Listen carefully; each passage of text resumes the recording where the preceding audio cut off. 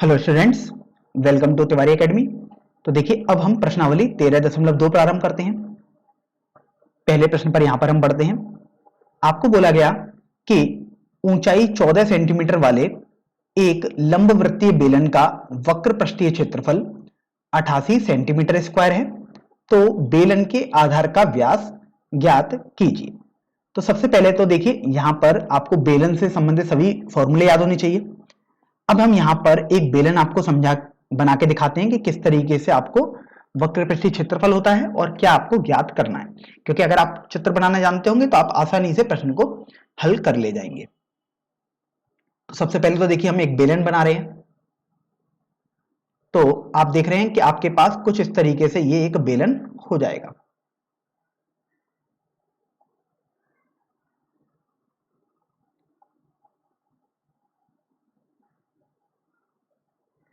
तो ये एक बेलन हो गया।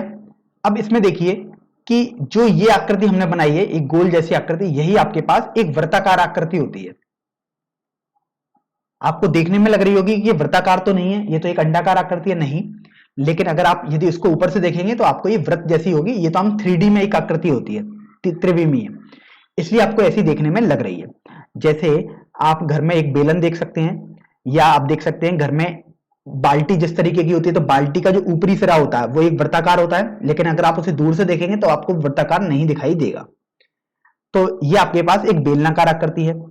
लंबवृत्तीय बेलन का मतलब यह है कि यदि आप इनके मध्य बिंदु अर्थात इस वृत्त के केंद्र से नीचे वाले वृत्त का केंद्र मिलाएंगे, और यदि आप इस तरीके से इनको भी जोड़ देंगे,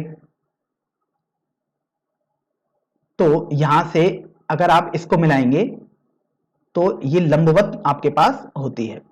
तो इस तरीके से ये समझ में आ गया कि लंबवृत्तीय का मतलब क्या है। तो ये अगर आपके पास 90 अंश का कोण बना रहा है इसके केंद्र से, तो आप बोलते हैं कि लंबवृत्तीय बेलन है आपके पास। तो आपको लंबवृत्तीय बेलन भी समझ में आ गया।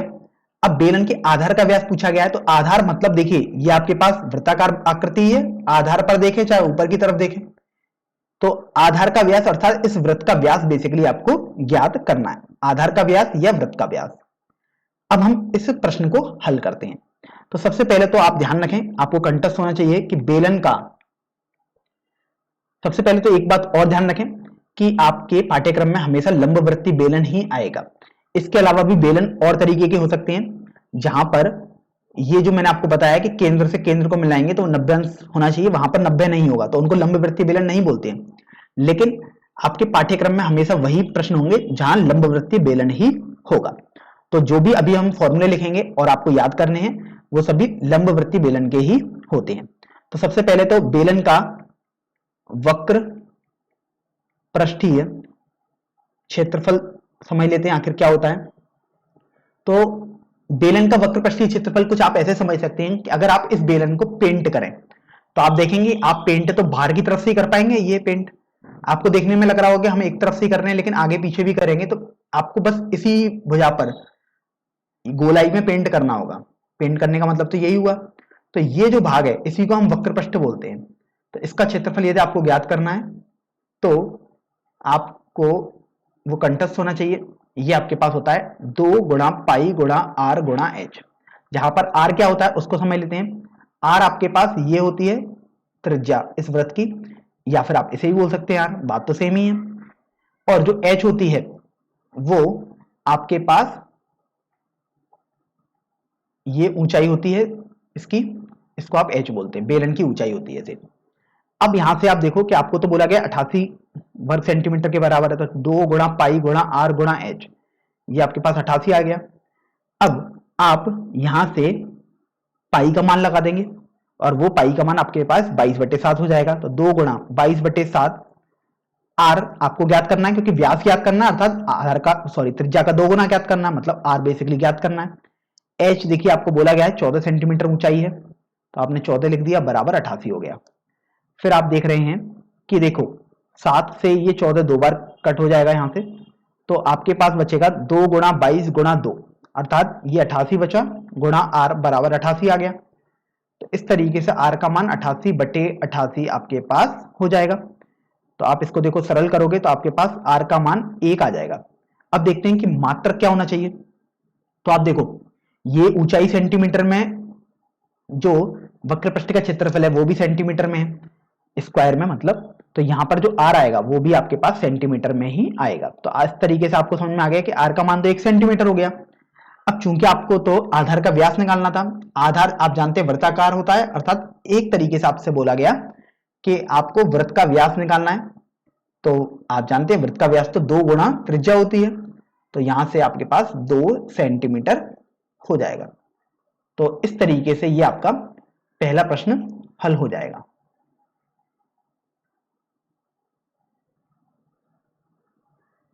अब देखिए दूसरे पहले प्रश्न पर आ जाते हैं।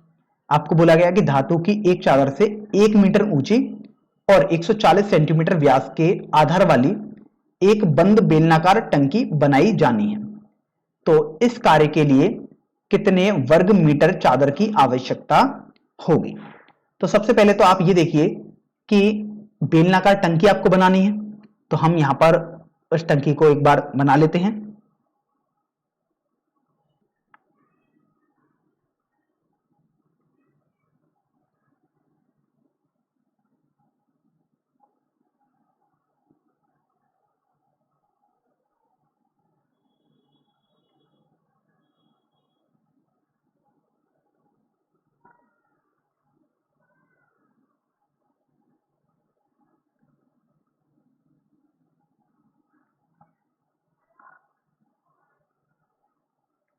तो देखा आपने कि आपके पास ये एक बेलनाकार टंकी कुछ इस तरीके की होगी, जहां भी बेलन या बेलनाकार आपके पास या सिलेंड्रिकल अंग्रेजी में बोलते हैं आ जाए, आप इस तरीके का बना देंगे आकृति।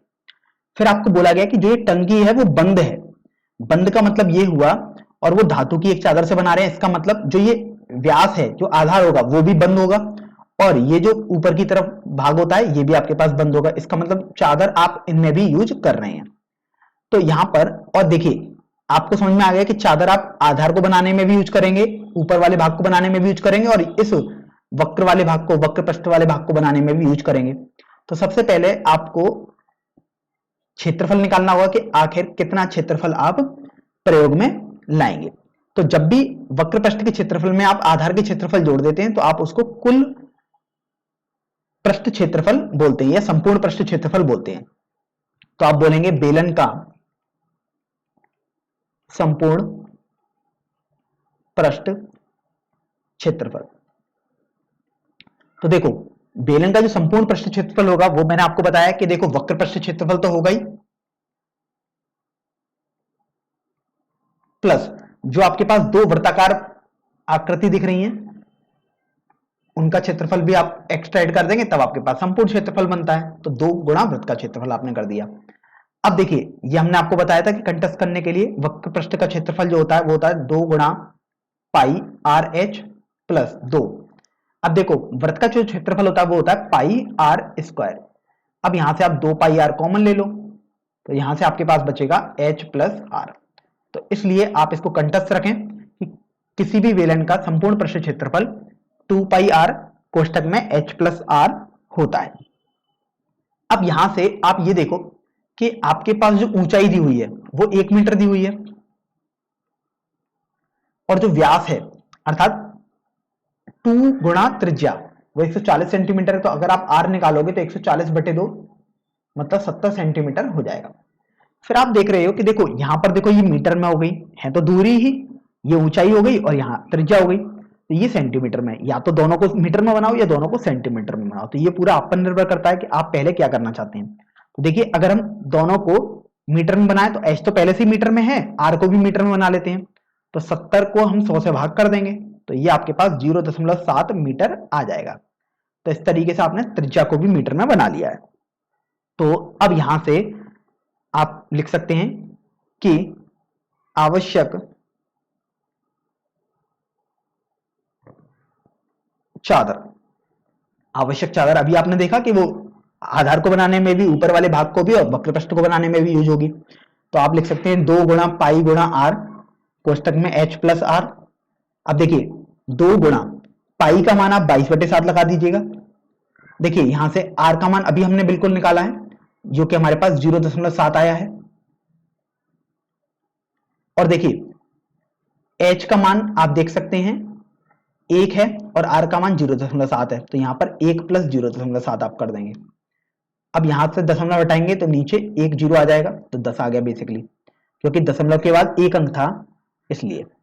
अब यहाँ से देखो 7 से ये 7 कैंसिल हो गया, तो आपके पास बचेगा 2 गुणा 22 अर्थात 44/10 गुणा, ये देखो 1 और 0.7 को जोड़ेंगे तो 1.7 आपके पास आ जाएगा। तो यहां से देखो ये आ जाएगा 4.4 गुणा 1.7। अब 4.4 अर्थात 44 का पहाड़ा तो आपको नहीं याद होगा, लेकिन 17 का पहाड़ा आपको याद होता है, तो चलिए उसका गुणा करते हैं। 17 गुणा 4 68, 6 हासिल का, और ये आपके पास 74 आ जाएगा। तो इस तरीके से 7.48 आ जाएगा। अब देखते हैं कि आखिर इसका मात्रक क्या होना चाहिए। तो देखिए h प्लस आर, यहां से मीटर ही आएगा, सब कुछ मीटर में है, ये भी मीटर में है, तो ये 7.48 मीटर स्क्वायर आपके पास आ जाएगा। तो इस तरीके से आपसे पूछा गया था कि आखिर धातु की कितनी चादर को आप प्रयोग करेंगे, तो आपको समझ में आया कि 7.4 वर्ग मीटर चादर को आप प्रयोग करेंगे। आप एक बात पर और गौर करिए कि यहां पर आपको बोला गया था कि कितने वर्ग मीटर चादर की आवश्यकता होगी, इसलिए आपको जो अपना उत्तर देना है वो वर्ग मीटर में ही देना है। यहां पर आपके पास कोई भी विकल्प नहीं है कि आप सेंटीमीटर स्क्वायर में अपना उत्तर दे दें या मीटर स्क्वायर में, आपको मीटर स्क्वायर में ही अपना उत्तर देना होगा।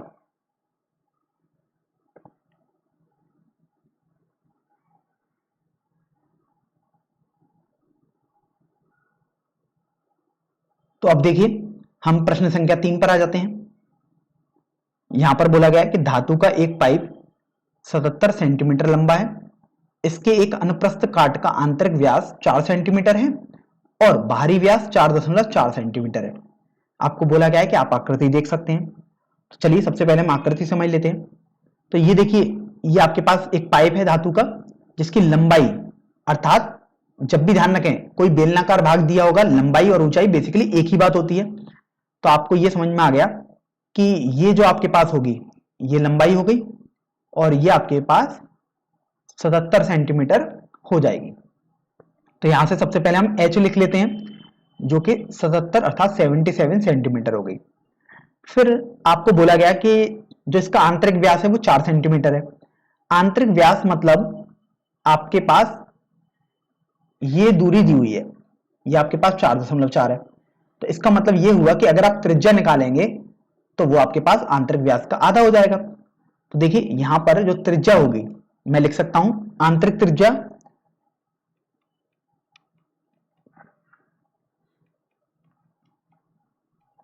इसको मैं स्मॉल r से दर्शा देता हूं।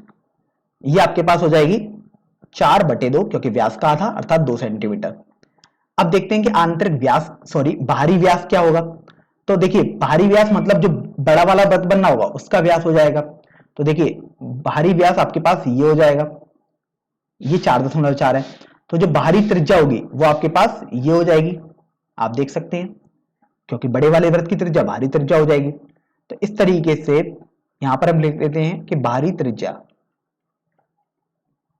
इसको देखिए हम कैपिटल R से दर्शा देते हैं, वो हो जाएगी 4.4/2 अर्थात 2.2 सेंटीमीटर। अब जब इतना हमने कर लिया तो हम अगर आगे देखें तो आपको बोला गया है ज्ञात कीजिए, पहला वाला भाग है आंतरिक वक्र पृष्ठीय क्षेत्रफल। आंतरिक वक्र पृष्ठीय क्षेत्रफल ज्ञात करना है, अर्थात एक तरीके से आपको अंदर जो छोटा वाला एक बेलन आपको दिखाई दे रहा है अंदर की तरफ बन रहा है, उसका वक्र पृष्ठ का क्षेत्रफल ज्ञात करना है। तो चलिए लिख लेते हैं आंतरिक वक्र पृष्ठीय क्षेत्रफल। देखिए आंतरिक भी है और वक्र पृष्ठ का ही केवल क्षेत्रफल लिखना है। तो आप जानते हैं वक्र पृष्ठ का क्षेत्रफल होता है आपके पास 2 पाई RH। तो देखिए 2 पाई। अब देखें कि R कौन सा लगाना है आपको, चूंकि आंतरिक का लिखना है इसलिए आंतरिक त्रिज्या लगाएंगे अर्थात स्मॉल r, और H देखो समान ही रहेगा दोनों के लिए, वो 77 आप लिख देंगे। अब मान लगाते हैं यहां पर। तो देखिए 2 पाई का मान 22/7, R का मान स्मॉल r जो 2 है, और स्मॉल h अर्थात ऊंचाई या लंबाई बोल सकते हैं इस बेलन की, तो ये 77 आपने लिख दी। अब देखो 7 से ये 77 11 बार कैंसिल हो जाएगा। तो इस तरीके से आप देखिए आपके पास आ जाएगा 2 गुणा 22।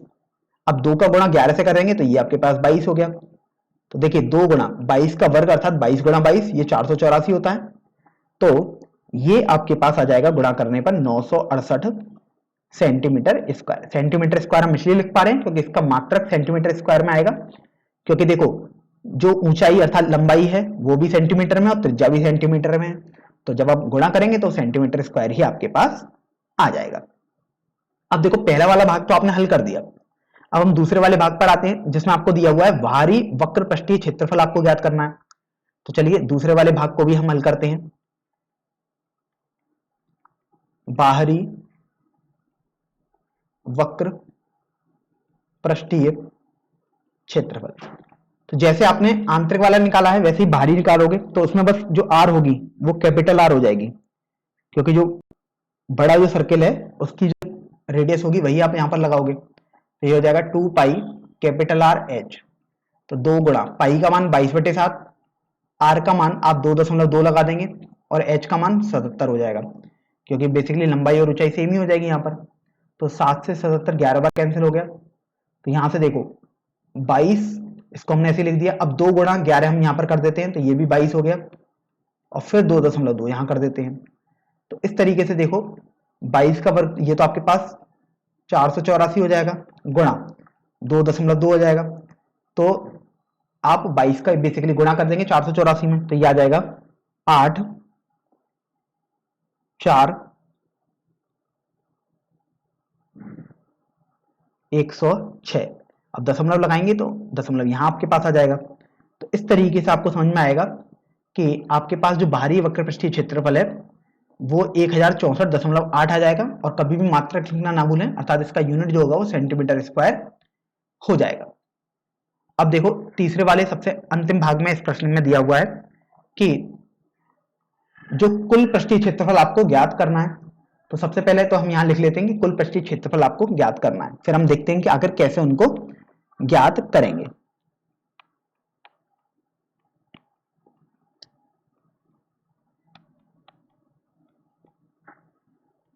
अब देखो आपको टोटल पृष्ठीय क्षेत्रफल निकालना है, तो उसमें हमने सीखा था टोटल वाले में हम क्या करते हैं कि आधार का जो क्षेत्रफल होता है उनको भी जोड़ देते हैं।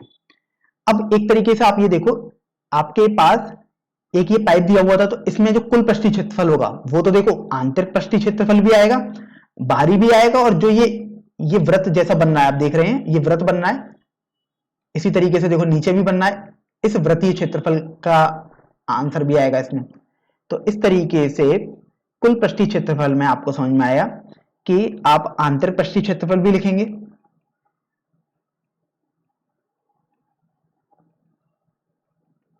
प्लस आप बाहरी पृष्ठीय क्षेत्रफल भी लिखेंगे। ये तो अभी कुल वक्र पृष्ठीय क्षेत्रफल ही लिखा यहां तक हमने।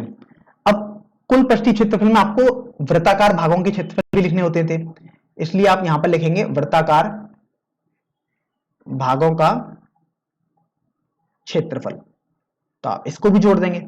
तो इस तरीके से यहां पर आपके पास एक तरीके से ये फॉर्मूला बन गया। आप ध्यान रखें कभी फॉर्मूला याद ना करें, आप चित्र बनाएंगे तो आपको सब चीजें आसानी से धीरे धीरे पता लगती जाएंगी।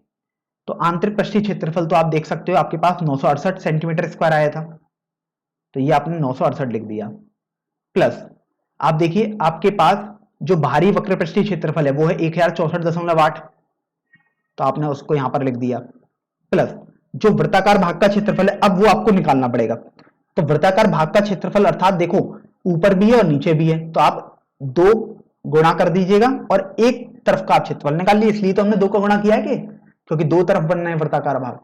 अब यहां से देखो ये आपके पास आ जाएगा 2 गुणा, अब देखिए वृत्ताकार भाग का क्षेत्रफल हो जाएगा पाई, बड़े वाले भाग का क्षेत्रफल हो जाएगा देखो पाई बड़ा वाला वृत्त का क्षेत्रफल अर्थात पाई आर स्क्वायर, तो आर कैपिटल आर लगाएंगे, छोटे वाले वृत्त का क्षेत्रफल पाई स्मॉल आर का होल स्क्वायर, आपके पास ये आ गया। तो यहां से अब देखिए 968 और 1064.8 को हम जोड़ देते हैं सबसे पहले तो यहां से आप ये देखो कि आपके पास ये हो जाएगा 0.8 2 3 0 2 2032.8 प्लस, अब यहां पर एक बात मैं देख लेता हूं कि आपको एक पाइप बनाने को बोला गया था, तो अब जो कुल पृष्ठीय क्षेत्रफल है तो यहां पर आप एक बात को और गौर करें कि आपने ये फॉर्मूला लिख दिया था pi r square minus pi small r का होल स्क्वायर, तो देखिए 2 गुणा पाई को मैं ओवेनिश ले सकता हूं 22/7। अब देखिए R square minus small R square रह गया आपके पास, तो देखिए 2032.8 प्लस ये आपके पास आ जाएगा 44/7। अब आप करना चाहो तो देखो आर स्क्वायर मतलब कैपिटल आर का होल स्क्वायर करो माइनस स्मॉल आर का होल स्क्वायर करो, या तो ऐसे करें या आप जानते हैं ए स्क्वायर माइनस बी स्क्वायर वाली सर्वसम का आप लगा सकते हैं, जो कि आपके पास होती है आर माइनस स्मॉल आर और capital R plus small R हो जाएगी, क्योंकि आपने स्टार्टिंग में पहले चैप्टर में ही पढ़ा था ए स्क्वायर माइनस बी स्क्वायर सर्वसम का होती है ए माइनस बी ए प्लस बी के बराबर, तो इसका हमने यहां पर उपयोग किया। तो अब ये देखो आपके पास ये तो रहेगा 2032.8 प्लस 44/7। अब ये देखो capital R minus small R अगर आप करोगे तो कैपिटल आर तो बाहरी त्रिज्या था 2.2, स्मॉल आर है 2 सेंटीमीटर, तो अगर आप माइनस करोगे तो आपके पास 0.2 बचेगा, और यहां पर 2.2 और 2 को यदि जोड़ोगे तो 4.2 आ जाएगा। तो आप देखो यहां से 7 से अगर इसको कैंसिल करोगे तो 0.6 बार कैंसिल हो जाएगा, तो ये आ जाएगा 2032.8 प्लस देखिए 44 का गुणा 2 से करेंगे तो 88 आएगा, लेकिन दशमलव लगाना होगा तो 8.8 गुणा 0.6 आ गया, तो 2032.8 प्लस 6 का गुणा करते हैं तो ये आपके पास आ जाएगा 6 गुणा 8 48, 4 हासिल के और ये 52। अब दशमलव लगाना होगा तो यहां पर दशमलव आपके पास आ जाएगा। तो अब देखिए इनको जोड़ देते हैं अपन, तो ये जोड़ने पर देखो 8 यहां पर बेसिकली 2 अंक होने चाहिए क्योंकि यहां पर 2 अंक है, तो ये 0 और 8 को जोड़ेंगे तो 8, 8 और 2 को जोड़ेंगे तो 10, एक हासिल का 8 3 0 2, तो ये 2038.08 आपके पास आ जाएगा। ध्यान रखें मात्रक लिखना कभी ना भूलें, तो ये मात्रक आपके पास सेंटीमीटर स्क्वायर में आ जाएगा। तो इस तरीके से आपने इस जो एक तरीके से खोखला बेलन कह सकते हैं आप इसे, उसका कुल पृष्ठीय क्षेत्रफल निकाल दिया है। चलिए अब देखिए प्रश्न संख्या 4 पर हम आ जाते हैं। यहां पर बोला गया कि एक रोलर, इसका व्यास 84 सेंटीमीटर दिया हुआ है अर्थात डायमीटर दी हुई है और लंबाई आपको दी हुई है 120 सेंटीमीटर। फिर बोला गया कि एक खेल के मैदान को एक बार समतल करने के लिए 500 चक्कर लगाने पड़ते हैं, तो खेल के मैदान का मीटर स्क्वायर में क्षेत्रफल ज्ञात कीजिए। तो सबसे पहले तो आप ये देखो कि जो रोलर होगा वो स्वाभाविक सी बात है एक वृत्ताकार होगा, तो आपको व्यास दिया हुआ है 84 सेंटीमीटर। यहां से आपको समझ में आया कि जो त्रिज्या होगी अर्थात आर जो होती है उस बेलन की, वो आपके पास व्यास का आधा 84/2 अर्थात 42 सेंटीमीटर हो जाएगी। तो देखिए आपने त्रिज्या तो पता कर ली, फिर उसके बाद लंबाई दी हुई है, लंबाई या ऊंचाई हमने आपको बताया था बात एक ही होती है, तो आपके पास h आ गया 120 सेंटीमीटर, क्योंकि इसे आप h से प्रदर्शित कर देते हैं। अब ये देखिए कि जो रोलर अगर खेल के मैदान को एक बार समतल करेगा तो उसको 500 चक्कर लगाने पड़ेंगे, तो अगर हम एक चक्कर के लिए देखते हैं कि आखिर रोलर कितने भाग को समतल करता है, तो इसका मतलब तो ये हुआ कि जो समतल वाला भाग होगा वो रोलर के वक्र पृष्ठ के बराबर होगा, क्योंकि आप जानते हैं जो रोलर होगा वो तो वक्र पृष्ठ के बराबर ही भाग समतल करेगा, क्योंकि वक्र पृष्ठ वाला भाग ही तो वो जमीन पर बार बार चलता रहेगा। तो आप देखेंगे कि एक चक्कर में रोलर द्वारा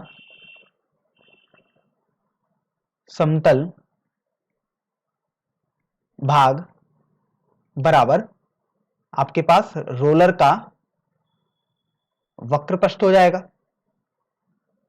अब देखिए आप जानते ही हैं रोलर का जो वक्र पृष्ठ होता है ये होता है आपके पास 2 पाई आर एच के बराबर। अब देखिए 2 पाई का मान हम 22/7 लगा देते हैं, आर का मान आप देख सकते हैं 42 हो जाएगा यहां से, और एच का मान 120 सेंटीमीटर हो जाएगा। तो आप गौर करेंगे देखिए 7 से ये 42 6 बार कैंसिल हो जाएगा, तो देखो ये आपके पास आ जाएगा 22 गुणा 2 अर्थात 44 गुणा 6 का गुणा 120 से करेंगे तो आपके पास 720 आ जाएगा। अब आप 44 का गुणा 720 से कर देंगे, तो देखिए 44 का गुणा यदि आप 720 से करेंगे तो आपके पास आ जाएगा 31,680 सेंटीमीटर स्क्वायर। अब ये सेंटीमीटर स्क्वायर मात्रक कैसा है इसको एक बार हम समझ लेते हैं। तो आप देखिए जो आपके पास आर था अर्थात त्रिज्या और जो एच है दोनों सेंटीमीटर में है, तो आपके पास जो मात्रक आएगा वो सेंटीमीटर वर्ग अर्थात सेंटीमीटर गुणा सेंटीमीटर आ गया, तो सेंटीमीटर स्क्वायर आपने लिख दिया। अब आप यहां से ये देखो कि आपको तो बोला गया कि ये तो आपने एक चक्कर में समतल भाग निकाल दिया रोलर द्वारा, लेकिन आपको बोला गया था एक मैदान जो है उसके लिए तो 500 चक्कर चाहिए रोलर के, तो इसलिए मैदान का क्षेत्रफल बराबर जो होगा वो 500 चक्कर में रोलर द्वारा समतल भाग के बराबर आपके पास आ जाएगा। तो अभी आप ये देखो कि एक चक्कर का आपके पास पता है, तो 500 का गुणा कर देंगे 500 चक्कर के लिए, तो 500 गुणा 31,680 आपने कर दिया। अब देखिए 0 0 0 3 जीरो तो हमने ऐसे लगा दिए क्योंकि 2 जीरो यहां से थे और 1 जीरो ये देखिए यहां पर था। अब 5 का गुणा कर देते हैं, तो देखिए यहां पर 0 आ गया, 4 8 15, तो आपके पास ये कुछ इस तरीके से आ जाएगा कि 1,58,40,000 सेंटीमीटर स्क्वायर। तो इस तरीके से आपने मैदान का क्षेत्रफल निकाल दिया। लेकिन आप एक बात जब गौर करेंगे तो आप पाएंगे कि आपको तो प्रश्न में बोला गया है कि जो मैदान का क्षेत्रफल है वो मीटर स्क्वायर में आपको बताना है अर्थात वर्ग मीटर में बताना है, लेकिन आपने देखा कि ये तो आपके पास सेंटीमीटर स्क्वायर में आ रहा है, तो वर्ग मीटर में बदलने के लिए आप लिखेंगे 1584 सेंटीमीटर स्क्वायर में जो भी दिया हुआ है। अब देखिए सेंटीमीटर स्क्वायर का मतलब ये है कि सेंटीमीटर गुणा सेंटीमीटर, और आप जानते हैं सेंटीमीटर में को मीटर में बदलने के लिए 1/100 का गुणा करते हैं, तो 2 सेंटीमीटर थे इसलिए 2 बार 1/100 का गुणा कर दिया आपने, तो ये आपके पास मीटर स्क्वायर आ जाएगा। तो यहां से आप गौर करेंगे तो देखो ये 2 जीरो यहां से कट जाएंगे, इसी तरीके से ये वाले 2 जीरो भी यहां पर कैंसिल हो जाएंगे, तो आपके पास बचेगा केवल 1584 मीटर स्क्वायर। तो इस तरीके से आपका ये प्रश्न हल हो जाएगा। ध्यान रखें यहां पर अगर आप सेंटीमीटर स्क्वायर में अपना उत्तर देते हैं, भले ही आपकी गणना बिल्कुल सही है लेकिन वो आपका गलत ही माना जाएगा और आपके उत्तर को अंक काट लिए जाएंगे, क्योंकि आपसे प्रश्न में साफ साफ बोला गया है कि आपको मीटर स्क्वायर में ही अपना उत्तर देना है। अब देखिए हम अगले प्रश्न पर बढ़ते हैं, प्रश्न संख्या 5 पर। चलिए इस प्रश्न को पढ़ लेते हैं। यहां पर आपको बोला गया है कि किसी बेलनाकार स्तंभ का व्यास 50 सेंटीमीटर है और ऊंचाई 3.5 मीटर है, तथा आपको आगे बोला गया है कि ₹12.50 प्रति मीटर स्क्वायर की दर से इस स्तंभ के वक्र पृष्ठ पर पेंट कराने का व्यय ज्ञात कीजिए। तो देखिए सबसे पहले तो हम एक बेलनाकार स्तंभ बना लेते हैं।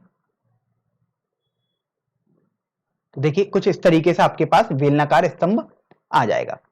अब यहां से आप ये देखो कि आपको व्यास बोला गया है अर्थात ये दूरी आपको बोली गई है 50 सेंटीमीटर के बराबर। तो आप जानते हैं चूंकि व्यास आपके पास 50 सेंटीमीटर है, अर्थात अगर आप इस बेलनाकार स्तंभ की त्रिज्या निकालेंगे, त्रिज्या मतलब होता है जो वृत्ताकार भाग होता है उसकी त्रिज्या, तो वृत्ताकार भाग चाहे ये बोलो चाहे नीचे वाला बोलो दोनों बिल्कुल हुबहू एक जैसे होते हैं, तो ये त्रिज्या जो होगी अर्थात आर व्यास का आधा होती है, तो आपके पास 50/2 अर्थात 25 सेंटीमीटर आ जाएगा। अब ये देखिए कि आपको बोला गया कि ऊंचाई जो है वो 3.5 है और ऊंचाई को तो आप एच से प्रदर्शित करते हैं, तो ये आपके पास 3.5 सेंटीमीटर आ गया। तो एक बार ऊंचाई समझ लेते हैं आखिर होती क्या है। तो देखिए ऊंचाई ये दूरी होती है, तो ये आपको दी हुई है 3.5 सेंटीमीटर। तो इस प्रश्न में हमने आर समझ लिया और एच समझ लिया। अब ये देखिए आपको बोला गया कि वक्र पृष्ठ पर पेंट आपको कराना है, तो वक्र पृष्ठ तो आप जानते हैं ये वाला होता है कुछ इस तरीके से, ये पूरा भाग इस तरीके से आप देख रहे हैं ये पूरा भाग वक्र पृष्ठ होता है। तो अब वक्र पृष्ठ पर पेंट कराना है अर्थात पहले आपको वक्र पृष्ठ का क्षेत्रफल निकालना होगा, तभी तो आप बोल पाएंगे कि पेंट आखिर कितना किया गया होगा। तो यहां पर हम लिख लेते हैं किए गए पेंट वाले भाग का क्षेत्रफल, और ये आपके पास बराबर हो जाएगा वक्र पृष्ठ के बराबर। तो अब वक्र पृष्ठ का क्षेत्रफल आप फॉर्मूला जानते ही हैं, आपके पास किसी भी बेलनाकार भाग का वक्र पृष्ठ होता है 2 पाई आर एच के बराबर। तो देखिए 2 गुणा पाई का मान 22/7 आप लगा दीजिएगा, आर देख सकते हैं आप, आर आपके पास 25 हो जाएगा सेंटीमीटर में, और एच आपके पास 3.5 सेंटीमीटर बोला ही गया था। तो इस तरीके से ये देखो आपके पास आ गया। अब यहां से देखो 7 से अगर आप 3.5 को कैंसिल करेंगे तो 0.5 बार कैंसिल हो जाएगा। फिर देखिए 22 का गुणा अभी हम 0.5 से कर देते हैं, तो ये आपके पास 11.0 आ जाएगा, क्योंकि 110 आएगा 22 पंजे, लेकिन दशमलव आप लगाएंगे गुणा। अब देखिए 2 का गुणा हम 25 से कर देते हैं तो 50 आपके पास आ गया। तो इस तरीके से ये देखिए आपके पास 550 सेंटीमीटर स्क्वायर आ जाएगा। अब आपने देखो वक्र पृष्ठ का क्षेत्रफल निकाल लिया 550 सेंटीमीटर स्क्वायर। अब लेकिन एक बात गौर करिए कि आपको जो दर दी हुई है वो प्रति मीटर स्क्वायर के लिए दर दी हुई है कि आखिर कितने रुपए लग रहे हैं।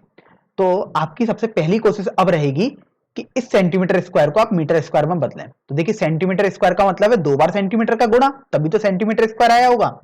तो आप 1 सेंटीमीटर को बदलेंगे मीटर में तो 1/100, इसी तरीके से दूसरे वाले को बदलेंगे तो 1/100 का दोबारा गुणा कर दिया, तो अब ये मीटर स्क्वायर में आपके पास आ गया है। तो यहां से आप देख सकते हैं, ये आप कैंसिल कर देंगे इसको, ये आपके पास आ जाएगा 0.055 मीटर स्क्वायर। तो इस तरीके से आपने देखा कि वक्र पृष्ठ का क्षेत्रफल तो आपके पास आ गया 0.055 मीटर स्क्वायर। अब आप देखिए कि चूंकि 1 मीटर स्क्वायर का आपके पास जो रुपए लग रहे थे, मैं व्यय करके लिख देता हूं, 1 मीटर स्क्वायर का व्यय था रुपए 12.50। आप देख सकते हैं आपके पास 12.50 दिया हुआ है। अच्छा एक बात आप ये और गौर करिए कि यहां पर जो ऊंचाई है वो 3.5 मीटर में दी हुई है, हमने इसको सेंटीमीटर में लिख लिया है, तो इसको हम मीटर में लिख देते हैं पहले। तो इससे हमारा फर्क क्या पड़ेगा कि यहां पर जो हमने 3.5 लगाया है उसको हमने एक तरीके से मीटर में लगाया है, तो अब यहां पर हम सेंटीमीटर में लगा देते हैं उसको एक बार, तो 350 सेंटीमीटर हो जाएगा, क्योंकि मीटर को सेंटीमीटर में बदलने के लिए आप 100 का गुणा करते हैं, तो 350 सेंटीमीटर हो गया। तो अभी आप ये देखो कि जब इससे कैंसिल करते थे 7 से इसको, तो 50 बार हो जाएगा। तो ये देखिए आपके पास ये आ जाएगा 100 का गुणा और हो जाएगा, तो ये 55,000 आ जाएगा। तो इस तरीके से ये देखो, ये आप करोगे तो 2 जीरो और 1 जीरो ये आपके पास कैंसिल हो गया, तो इस तरीके से 55/10 आएगा। तो यहां पर 55/10 आपके पास होगा 5.5। तो यहां पर हमने ये गलती की थी कि हमने यहां पर जो ऊंचाई दी हुई थी वो सेंटीमीटर स्क्वायर, सॉरी सेंटीमीटर में हमने मान ली थी, जबकि वो मीटर में दी हुई थी प्रश्न में। तो अब मैं इसको कर देता हूं 5.5 मीटर स्क्वायर। तो अब देखिए 1 मीटर स्क्वायर का व्यय तो आपको रुपए 12.50 दे दिया गया। अब आपको तो इस संपूर्ण बेलन को पेंट करने का व्यय पूछा गया था, अर्थात 5.5 मीटर स्क्वायर को पेंट करने का व्यय पूछा गया था। तो आप 12.50 में 5.5 का गुणा कर देंगे। तो आप देखो 5.5 का गुणा करने का मतलब तो ये हुआ 55 का गुणा कर दीजिएगा, तो ये 0 आ जाएगा आपके पास। फिर देखिए आपके पास 55 गुणा 5 करेंगे तो 275, 27 हासिल का आ जाएगा। 55 दूनी 110 और 27 137, 13 हासिल का, 55 और 13 68। तो ये आपके पास इस तरीके से आ जाएगा। अब आप दशमलव लगा देंगे तो देख रहे हैं 2 अंक तो यहाँ पर है, दशमलव के बाद 1 अंक यहाँ पर है, तो आपके पास ये कुछ इस तरीके से आ जाएगा। तो यहां से आपको समझ में आ गया कि अगर आप इस पूरे बेलनाकार स्तंभ को पेंट कराएंगे तो आपको 68 रुपए 75 पैसे देने पड़ेंगे।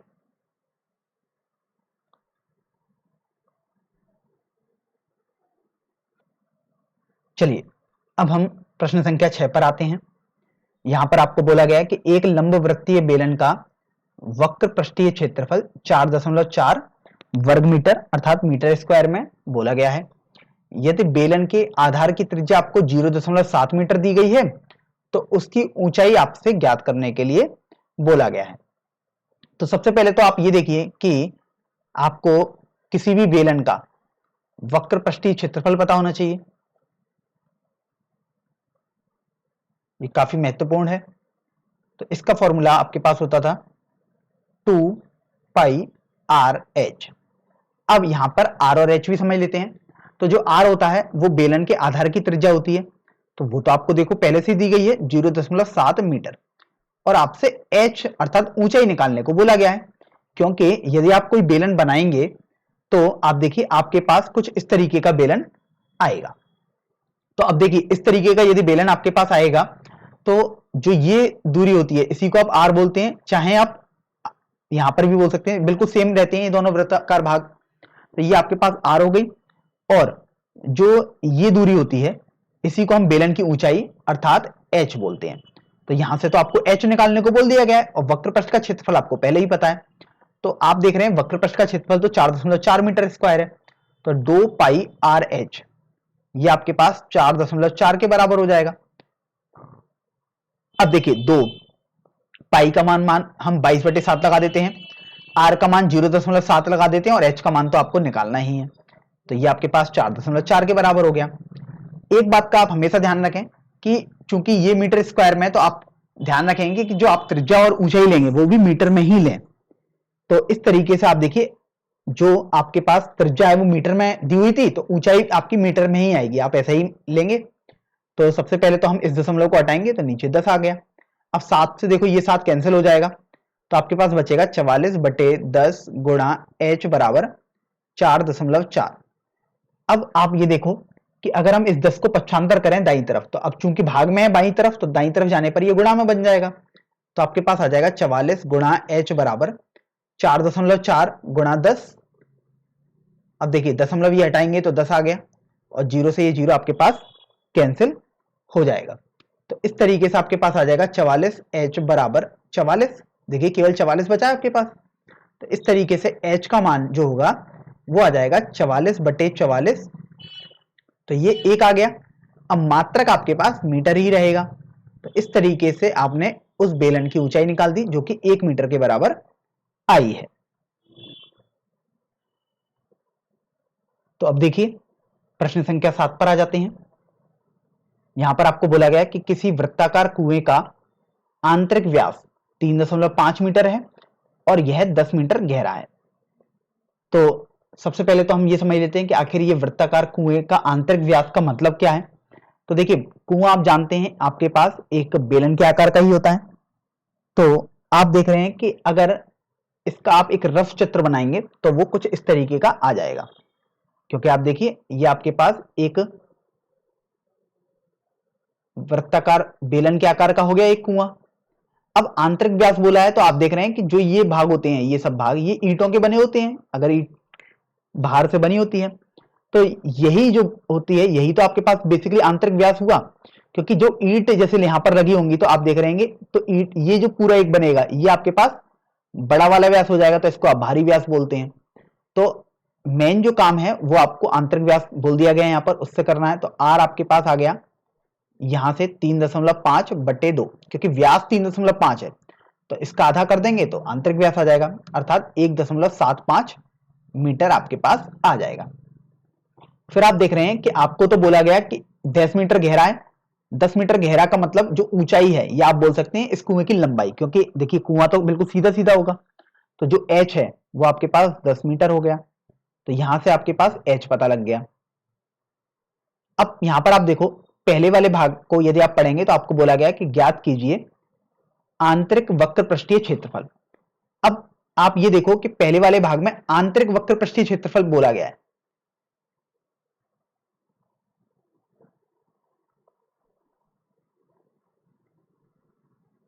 अब ये देखिए आंतरिक वक्र पृष्ठीय क्षेत्रफल का मतलब ये हुआ कि जो आप त्रिज्या लगाएंगे वो आंतरिक वृत्ताकार भाग की लगाएंगे, तो या आंतरिक त्रिज्या आप लगाएंगे, कुछ ऐसा बोल सकते हैं।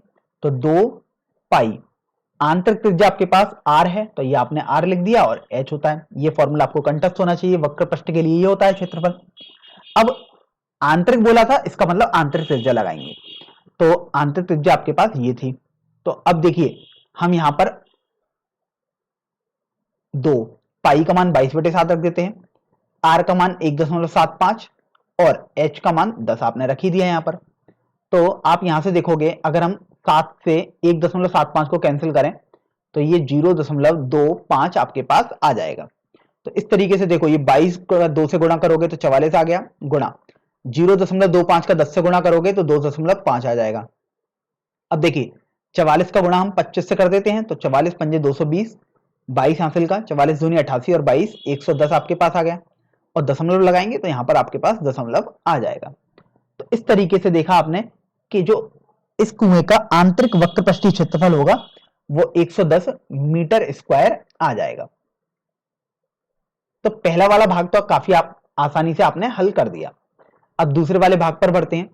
तो यहां पर बोला गया कि ₹40 प्रति मीटर स्क्वायर की दर से इसके वक्र पृष्ठ पर प्लास्टर कराने का व्यय आपको ज्ञात करना है। तो आप देख रहे हैं कि 1 मीटर स्क्वायर प्रति मीटर स्क्वायर का मतलब यह हुआ कि 1 मीटर स्क्वायर के लिए ₹40 आपको व्यय करने पड़ रहे हैं। तो देखिए दूसरे वाले भाग में आते हैं।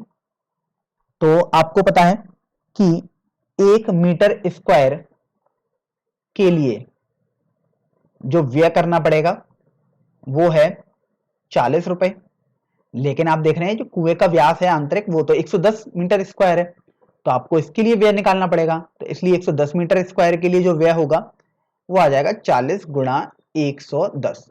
तो देखिए ये जीरो और ये जीरो, तो 2 जीरो तो हमने पहले लगा दिए। अब 4 का गुणा 11 से रह गया है, तो वो 44 आपके पास होगा। तो इस तरीके से आपको पता लगेगा कि जो कुल व्यय होगा वो ₹4400 आ जाएगा।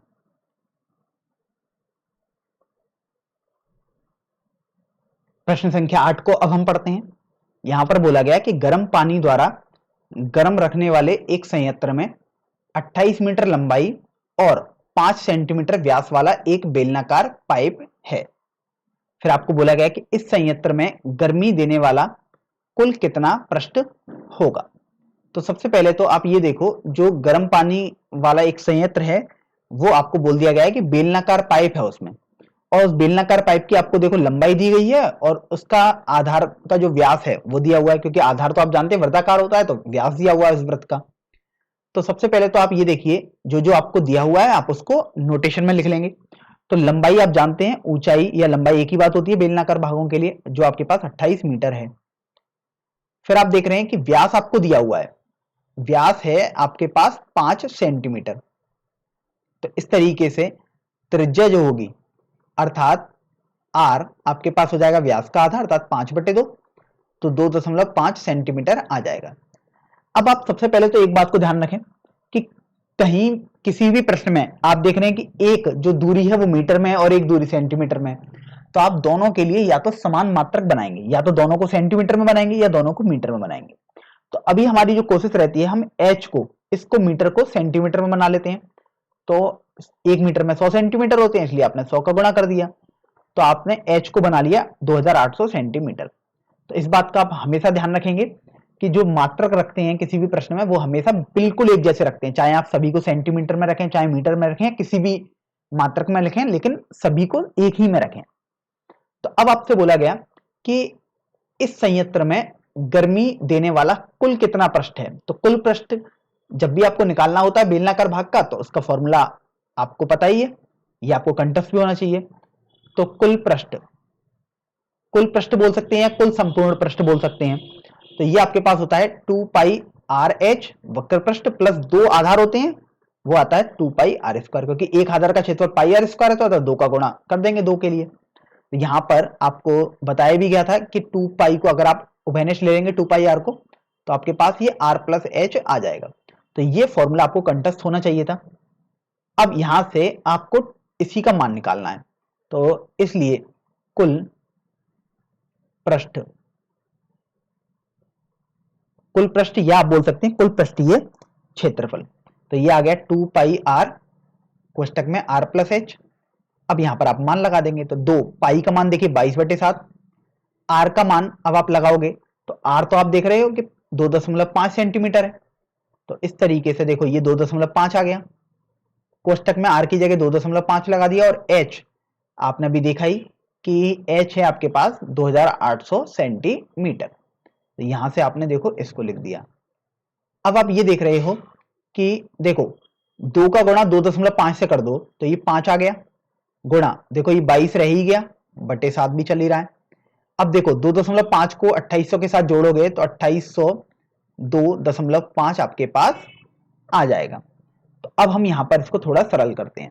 तो देखो पहले 5 का गुणा 22 से कर दो तो आपके पास 110 आ जाएगा, बटे 7 गुणा 2802.5 आपके पास आ गया। अब यहां से देखिए 110 का भले ही आपको पहाड़ा याद नहीं होगा, लेकिन 11 का पहाड़ा तो आपको पता होता है। तो आप पहले एक जीरो तो ऐसे लगा देंगे। अब 11 का गुणा कर देंगे इसमें। तो देखिए 11 पंजे 55, 11 दूनी 22 और 5 27, 8 ये 30 बटे 7 आपके पास आ गया, और दशमलव लगाएंगे तो यहां पर आ जाएगा। तो इस तरीके से आपके पास देखो ये आ गया 3,08,275 बटे 7। अब हम इसको थोड़ा सरल कर लेते हैं।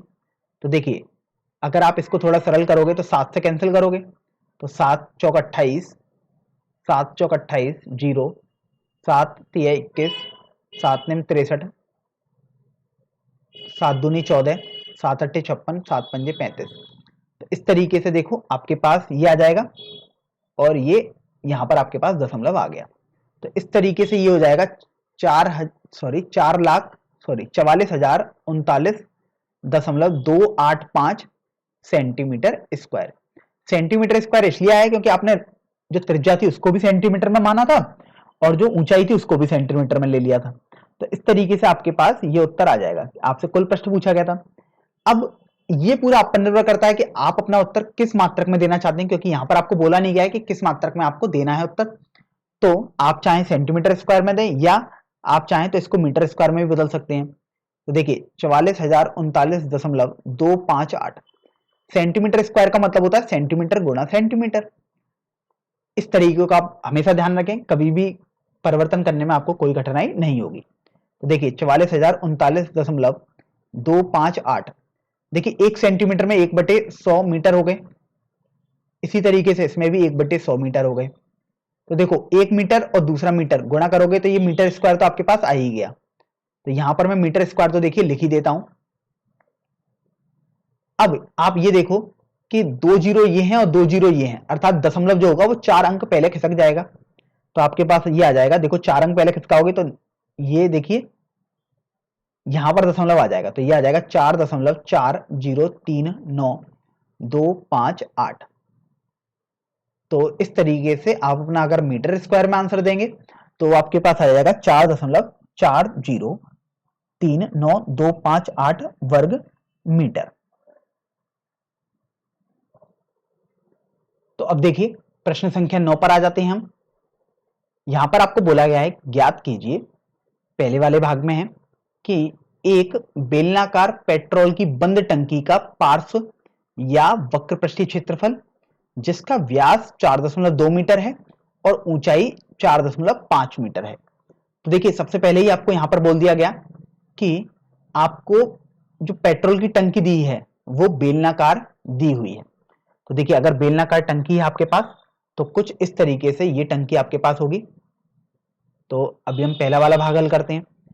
अब इसका पार्श्व या वक्रपृष्ठीय क्षेत्रफल बोला गया है। देखिए यहां पर तो आपको बोल दिया गया कि पार्श्व या वक्रपृष्ठीय क्षेत्रफल एक ही बात है। वैसे भी आपको ध्यान रखना है कि अगर आपसे कहीं पार्श्व क्षेत्रफल भी पूछता है तो वक्रपृष्ठीय क्षेत्रफल ही निकालना होता है। तो ये आपको खुद से भी पता ही होना चाहिए। तो अब आपको वक्रपृष्ठीय क्षेत्रफल ज्ञात करना है, या आप बोल सकते हैं पार्श्व, दोनों का मतलब एक ही होता है।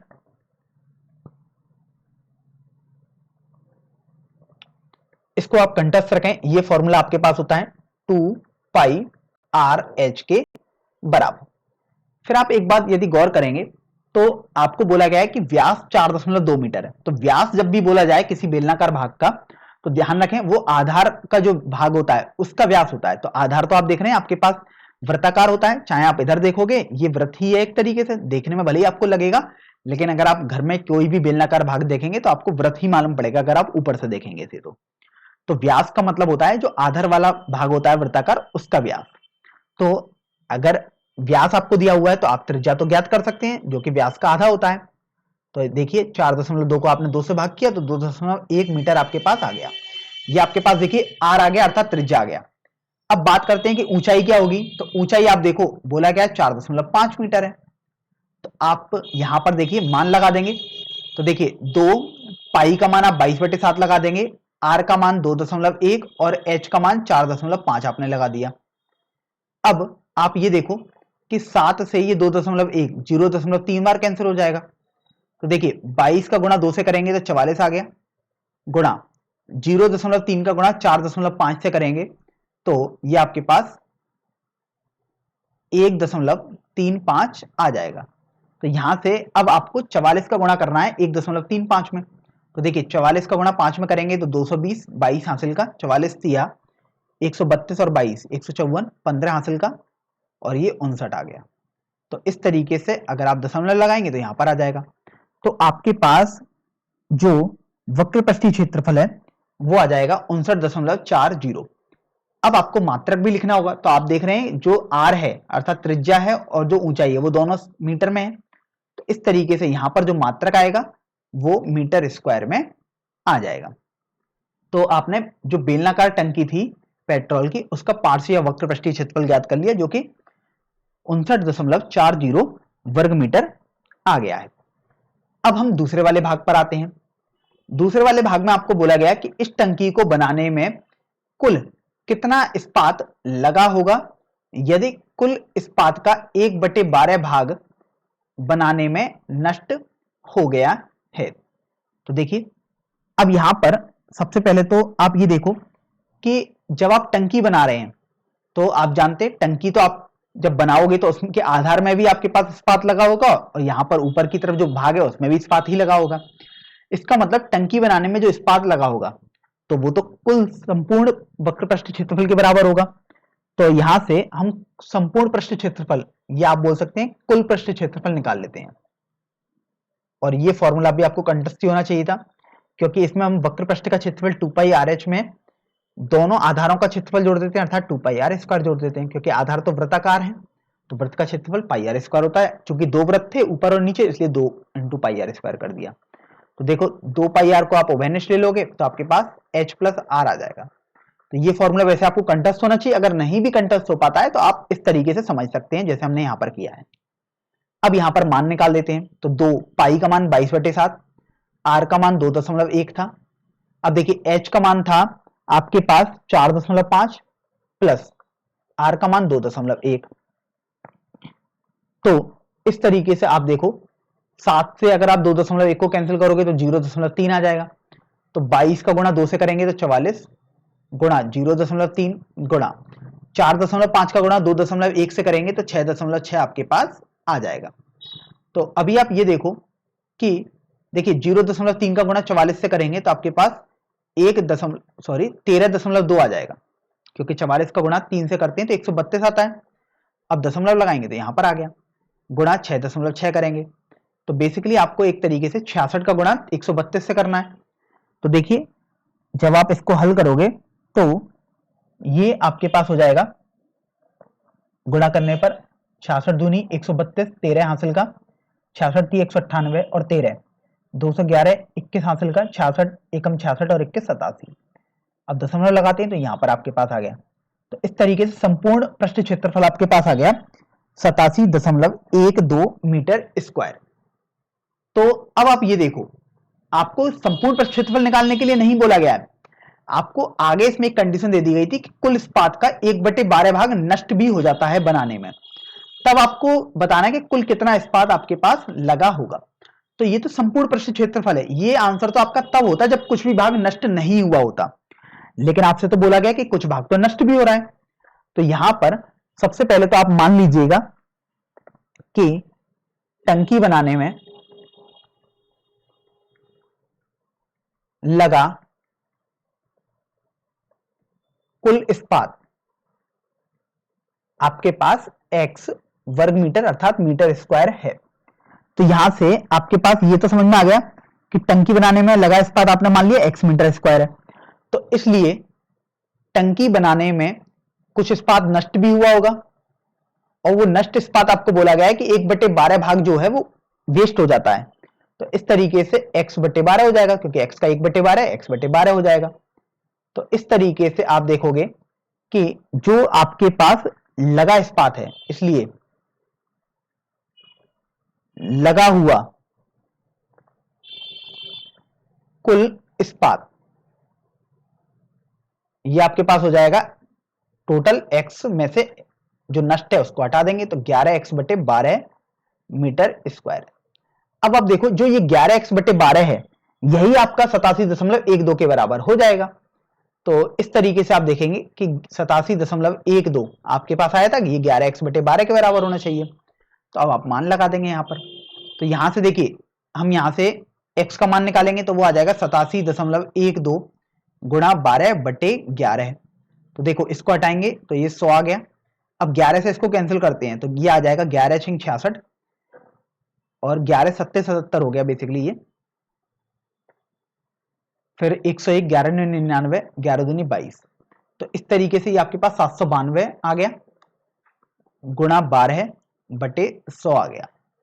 तो यहां से आपके पास हो जाएगा x का मान, देखिए 12 का गुणा 792 से करेंगे तो 12×2 24, 2 हासिल का 12 नंबर 108 और 2 110 के 0 हासिल 11, 12×7 84 और 11 95, यह आ गया बटे 100 आ गया। तो इस तरीके से आप देख रहे हैं आपके पास जो x का मान है अर्थात जो कुल इस्पात है आपको बोला गया था वो आ जाएगा 95.04 वर्ग मीटर। तो इस तरीके से आपका ये दूसरा वाला भाग भी आसानी से हल हो चुका है।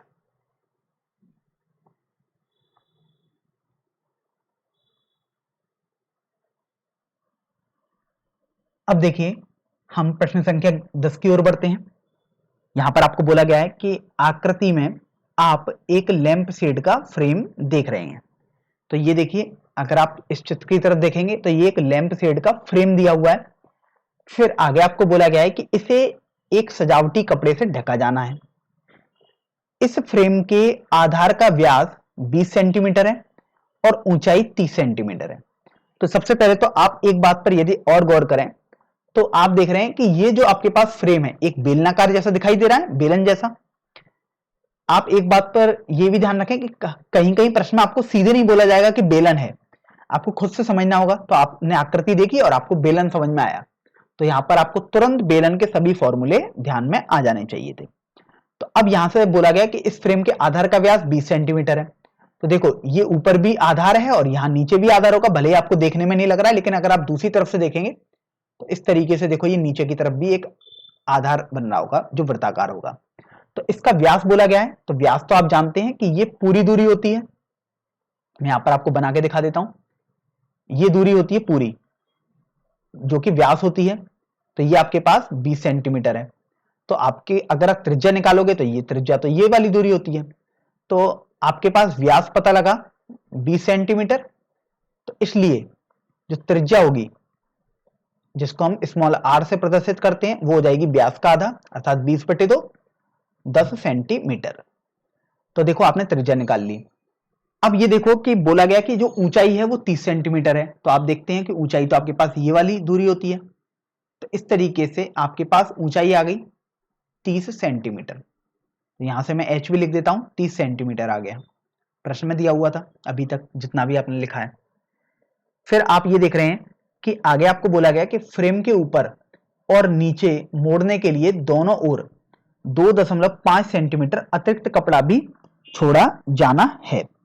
तो आपने देखा कि 2.5 सेंटीमीटर आपको अतिरिक्त कपड़ा ऊपर और नीचे छोड़ना है फ्रेम के ऊपर तथा नीचे मोड़ने के लिए। तो ज्ञात कीजिए कि लैंप शेड को ढकने के लिए कुल कितने कपड़े की आवश्यकता आपको होगी। तो सबसे पहले तो आप ये देखो कि जो अभी स्मॉल h है वो 30 सेंटीमीटर आपने देखा इस लैंप शेड की फ्रेम में जो जितनी ऊंचाई है, लेकिन ऊपर और नीचे 2.5 सेंटीमीटर अतिरिक्त कपड़ा है। मतलब आप ऊपर भी देखो 2.5 सेंटीमीटर अतिरिक्त कपड़ा रखोगे, नीचे भी रखोगे। तो इसका मतलब जो कुल ऊंचाई होगी, यहां पर मैं h लिख देता हूं, कुल ऊंचाई वो आपके पास हो जाएगी लैंप शेड की ऊंचाई 30 प्लस 2.5 आपने देखो ऊपर छोड़ा है और 2.5 आपने नीचे छोड़ा है। तो इस तरीके से ये 35 सेंटीमीटर आ गया। कुछ छात्रों को संदेह ना हो तो हम यहां पर लिख भी देते हैं कि जो ये h है ये लैंप शेड की ऊंचाई है। ध्यान रखें जो स्मॉल h आपने लिखी है 30 सेंटीमीटर। तो लैंप शेड की ऊंचाई स्मॉल h थी तो आपने कुल ऊंचाई निकाल ली। आपने 2.5 ऊपर वाला भाग जोड़ दिया और नीचे वाला भाग भी जोड़ दिया क्योंकि ये तो अतिरिक्त कपड़ा आपको रखना ही था। तो अब इसलिए लैंप शेड को ढकने में कुल कपड़े का क्षेत्रफल। अब इसको हम समझते हैं कि आखिर लैंप शेड को यदि आप ढक रहे हैं तो किस तरीके से आप ढकेंगे। तो देखिए स्वाभाविक सी बात है, जब ये लैंप शेड है तो इसमें लैंप रखी होगी अंदर, और आप नीचे वाले भाग को तो ढकेंगे नहीं, ना ही आप ऊपर वाले भाग को ढकेंगे। यदि आप ऊपर वाले भाग को ढक देंगे पूरा तो आपको पता लगेगा कि इससे तो आपके पास रोशनी ही नहीं आएगी लैंप से। इसका मतलब ये हुआ कि जब आप लैंप शेड को ढकेंगे तो आपको केवल और केवल इसके वक्र पृष्ठ को ढकना होगा। मतलब ये देखिए जो मैं पीले पीले से कर रहा हूं, इस पूरे भाग को आपको ढकना होगा, अर्थात ये आपके पास ये वाला भाग ढकना होगा। तो आपको पता लग रहा है ये वाला भाग तो आपके पास वक्र पृष्ठ होता है, अर्थात आपको कुल जो कपड़ा लगेगा वो बेसिकली वक्र पृष्ठ के क्षेत्रफल के बराबर हो जाएगा, अर्थात उसी का मान निकालना होगा। तो यहां पर एक बात ये समझने वाली भी थी। तो 2 पाई स्मॉल आर, अब यहां पर जो एच आप लगाओगे वो कैपिटल एच लगाओगे।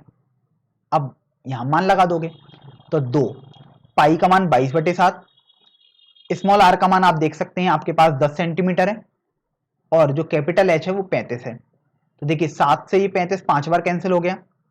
फिर आप ये देख रहे हो कि देखिए 2 का गुणा 22 से करेंगे तो आपके पास 44 आ गया, गुणा 10 गुणा 5 आ गया।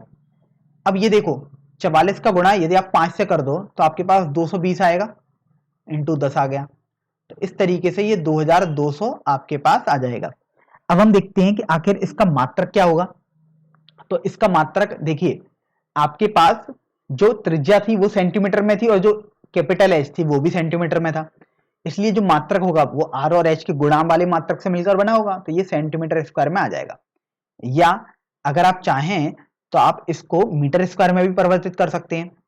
देखिए चूंकि यहाँ 2 बार सेंटीमीटर गुणा में आ रहा होगा तभी तो सेंटीमीटर स्क्वायर है, इसलिए 1/100 गुणा 1/100, तो दोनों को आपने मीटर में बदल लिया तो मीटर स्क्वायर अब आप लिख दोगे। तो इस तरीके से आपके पास देखिए ये आ जाएगा। देखो इसको तो हम हटा देते हैं। अब ये 100 से अगर आप भाग दोगे तो 0.22 वर्ग मीटर आपके पास आ जाएगा। तो आपको पता लगा कि जो आपको कपड़ा लगाना होगा इस लैंप शेड को ढकने के लिए वो 2200 सेंटीमीटर स्क्वायर होना चाहिए, या मीटर स्क्वायर में 0.22 वर्ग मीटर होना चाहिए। एक बात पर आप ये गौर करें कि यहां पर आपको ये नहीं बोला गया था कि आपका जो उत्तर है या जो कपड़े का क्षेत्रफल निकालना है वो किस मात्रक में निकालना है, मीटर स्क्वायर में या सेंटीमीटर स्क्वायर में। देखिए कहीं भी नहीं बोला गया है, केवल ये बोला गया है कुल कितने कपड़े की आवश्यकता होगी। तो ये पूरा आपके ऊपर निर्भर करता है कि आप अपना उत्तर सेंटीमीटर स्क्वायर में देते हैं या मीटर स्क्वायर में देते हैं, दोनों ही उत्तर आपके बिल्कुल सही हो जाएंगे। तो देखिए अब हम प्रश्नावली 13.2 का सबसे अंतिम प्रश्न अर्थात प्रश्न संख्या 11 हल करेंगे। चलिए इस प्रश्न को अब हम पढ़ते हैं। यहां पर बोला गया कि किसी विद्यालय के विद्यार्थियों से एक आधार वाले बेलनाकार कलमदानों को गत्ते से बनाने और सजाने की प्रतियोगिता में भाग लेने के लिए कहा गया है। तो सबसे पहले इसको हम समझ लेते हैं कि किसी भी विद्यालय में काफी सारे विद्यार्थी होंगे, तो उन विद्यार्थियों से बोला गया कि आपको एक आधार वाले बेलनाकार कलमदान बनाने हैं गत्ते से और फिर उनको सजाना है। तो ये एक प्रतियोगिता हो रही है, इनमें भाग लेना है। फिर आपको उन कलमदानों के बारे में देखिए विशेषता बताई गई है कि प्रत्येक कलमदान को 3 सेंटीमीटर त्रिज्या और 10.5 सेंटीमीटर ऊंचाई का होना था। फिर बोला गया है कि विद्यालय को इसके लिए प्रतिभागियों को गत्ता भी देना था। यदि इसमें 35 प्रतिभागी थे तो विद्यालय को कितना गत्ता खरीदना पड़ा होगा। तो बोला गया कि जो गत्ता होगा वो विद्यालय की तरफ से दिया जाएगा। अब यहां पर आप कलमदान के बारे में देखेंगे तो आपको बोला गया है कि जो कलमदान है वो 3 सेंटीमीटर त्रिज्या का है और 10.5 सेंटीमीटर ऊंचाई का है। अब बात आती है कि आखिर कलमदान की आकृति किस तरीके की है। तो यदि आप गौर से देखोगे तो यहां पर आपको बोला गया है कि बेलनाकार कलमदान है, देख सकते हैं बेलनाकार है कलमदान की आकृति। तो इस तरीके से आपको समझ में आएगा कि जो कलमदान की आकृति है वो बेलनाकार है। तो देखिए बेलनाकार आपके पास, मैं यहाँ पर थोड़ा बड़ी आकृति बना रहा हूं तो ऐसा ना सोचे कि इतना बड़ा कलमदान तो कभी होगा ही नहीं, ये केवल समझाने के लिए हम इतनी बड़ी आकृति आपके पास बना रहे हैं। तो इस तरीके से आपके पास देखो ये एक कलमदान की आकृति होगी। अगर हम थोड़ा बड़ा करके देखें इसको, अब ये देखो आपको बोला गया कि इसकी जो त्रिज्या है वो 3 सेंटीमीटर है, तो ये आपके पास आ गया 3 सेंटीमीटर के बराबर। तो ये स्मॉल आर जो होगी अर्थात त्रिज्या वो 3 सेंटीमीटर हो गई। फिर बोला गया कि जो इसकी ऊंचाई है कलमदान की, अर्थात ऊंचाई तो ये होती है, ये आपके पास h 10.5 सेंटीमीटर है, तो यहां से आपने स्मॉल h भी लिख दिया 10.5 सेंटीमीटर। अब आप एक बात को और गौर करेंगे कि जब आप इस कलमदान में कोई भी कलम रखेंगे तो इसका मतलब तो वो स्वाभाविक सी बात है कि वो कलम का ऊपरी भाग जो होगा वहां पर तो गत्ता आना ही नहीं चाहिए, क्योंकि कलम यदि आप इसमें रख रहे हैं तो जैसे मान लीजिए आपने एक कलम इसमें रखी, ये आपके पास एक कलम है, ठीक है। अब यहां से अगर आपने इस कलम को रखा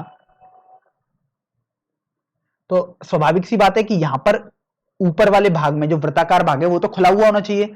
अगर ये बंद हो गया तो कलम तो इसमें रख ही नहीं सकते, तो वो तो कलमदान तो बेकार हो गया। इसका मतलब ये हुआ कि ऊपर वाले भाग में बिल्कुल भी गत्ता यूज नहीं हो रहा होगा, जबकि नीचे वाले भाग में यदि आप यहां पर कलम रख रहे हैं तो यहां पर तो गत्ता लगना चाहिए। तो अब आपको गत्ते का क्षेत्रफल निकालना है कि आखिर कितना गत्ता यूज होगा। तो इसलिए कुल प्रयोग में आया हुआ गत्ता, और कुल प्रयोग में आया हुआ गत्ता हम पहले एक कलम के लिए बना रहे हैं, एक कलमदान के लिए।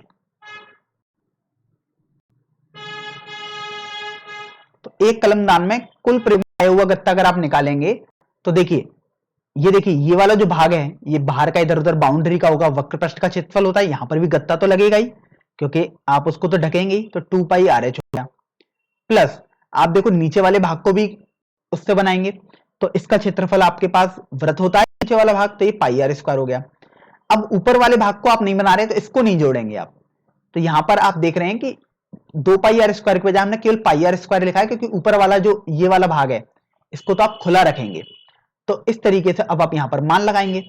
तो देखिए अगर आप मान लगाओगे तो आप 2 गुणा h प्लस आर ये आपके पास आ गया, और आपने पाई आर को वैनिश ले लिया है। तो इस तरीके से आप देखिए आपके पास आ जाएगा 2 गुणा h, तो h तो 10.5 है तो 2 से गुणा करेंगे तो 21 आ गया, प्लस आर का मान 30 हो गया आपके पास। अब देखिए पाई का मान 22/7 और आर का मान 3 है ही आपके पास। तो इस तरीके से आप देखिए आपके पास 21 प्लस 3 ये तो 24 हो गया, गुणा 22 गुणा 3/7 आ गया। तो देखिए अब आप 24 को गुणा 3 से कर देंगे तो ये आ जाएगा 72 गुणा 22/7। फिर देखिए आप 72 का 22 से गुणा करेंगे तो 22 दूनी 44, 4 हासिल का 22 सत्ते 154 और 4 158/7 आपके पास रहेगा ही। तो अभी आप यदि 7 से इसको थोड़ा कैंसिल करें तो देखिए 7 दूनी 14, 7 दूनी 14,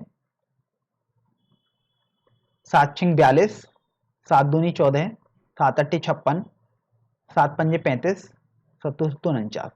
तो इस तरीके से देखिए मैंने वैसे 4 अंकों तक निकाल लिया है, आप चाहें तो केवल 2 या 3 अंकों तक भी निकाल सकते हैं। तो ये आपके पास आ जाएगा 226.2857। अब यहां पर देखते हैं कि आखिर इसका मात्रक क्या होना चाहिए। तो आप देख रहे हैं कि जो त्रिज्या है और जो ऊंचाई है वो सब सेंटीमीटर में दी हुई है, तो इस तरीके से आपके पास ये जो मात्रक होगा वो सेंटीमीटर स्क्वायर आ गया। फिर आप एक बात पर यह भी गौर करिए कि जो अभी आपके पास ये मात्रक आया है सेंटीमीटर स्क्वायर, या आप बोल सकते हैं इतना गत्ता प्रयोग में आना चाहिए, वो हमने एक कलम के लिए निकाला है। आप देख भी सकते हैं यहां पर हमने लिख भी दिया था एक कलमदान में कुल प्रयोग में आया हुआ गत्ता। लेकिन यहां पर देखिए प्रश्न में बोला गया था कि विद्यार्थियों की संख्या तो आपके पास 35 है, क्योंकि 35 प्रतिभागी हैं, तो हर किसी ने यदि एक एक कलमदान बनाया होगा तो आपके पास 35 कलमदान बने होंगे। तो इसलिए 35 कलमदानों में प्रयुक्त गत्ता, या आप बोल सकते हैं गत्ते का क्षेत्रफल। तो देखिए अब आप 35 का गुणा कर देंगे इससे, तो 35 गुणा आप कर देंगे 226.2857। तो चलिए इसका हम गुणा करते हैं। 35 का पहाड़ा आपको याद होना चाहिए। देखिए गुणा करना है तो आप इसको आसानी से भी कैसे भी ना कैसे कर ही सकते हैं, थोड़ा टाइम लगेगा, कोई दिक्कत नहीं है, तो सावधानी से करें लेकिन। तो देखिए ये आपके पास आ जाएगा 5 9 9 9 9 1 9 7। तो इस तरीके से आप देखिए आपके पास ये आ जाएगा, जो कुल गत्ता प्रयोग में आया होगा वो हो जाएगा 7919.9995। अब आप चाहें तो देखिए इसको लगभग में आसानी से लिख सकते हैं। देखिए ये आपके पास आ जाएगा 7920 सेंटीमीटर स्क्वायर। तो इस तरीके से आपके पास कुल प्रयुक्त गत्ते का क्षेत्रफल आ चुका है।